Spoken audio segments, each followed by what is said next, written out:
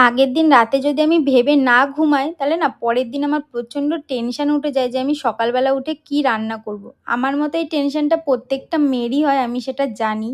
যারা সবকিছু খাও তাদের জন্য তো ঠিক আছে। আর যারা সবকিছু খাও না, ধরো খাওয়া নিয়ে এটা সেটা বাহানা করো, যেরকম আমি এটা খাই না, সেটা খাই না, তাদের জন্য রান্না করার থেকেও কি রান্না হবে সেটা ভাবতে মাইন্ডে বেশি প্রেশার পড়ে। সেরকমই সকালে উঠে আমার মাথা কাজ করছিল না। তাই ভাবলাম কি রান্না করি? তাই চাল আর ডাল দিয়ে খিচুড়ি বসিয়ে দিলাম। ওটাই মাথাতে আসলো। আর ঘরে টুকটাক কিছু সবজি ছিল, সেটা দিয়ে খিচুড়ি বসিয়ে দিলাম। এই গরমে আমার সবথেকে প্রিয় ফল হচ্ছে তরমুজ। এখন দেখো তরমুজ কেটে নিয়েছি, সেটাই এখন বসে আমি একটু খেয়ে নেবো। কারণ এখন আমি খিচুড়িতে জল ঢেলে দিয়েছি। খিচুড়িটা সেদ্ধ হচ্ছে, সেই ফাঁকে আমি একটু খেয়ে নিচ্ছি।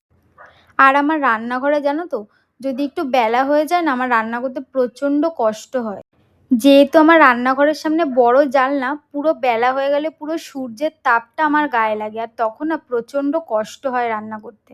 আর এখানে দেখো আমি খিচুড়ির সঙ্গে খাওয়ার জন্য গোল গোল করে আলু ভাজা করে নিচ্ছি। আলু ভাজাটা আমার প্রচণ্ড প্রিয়। আর তার সঙ্গে করে নিচ্ছি পাঁপড় ভাজা। পুরো খিচুড়িটা জাস্ট জমে যাবে। তো লাস্টে দেখো খিচুড়িতে ঘি দিয়ে আর ফোড়ন দিয়ে নামিয়ে নেবো। তো আজকের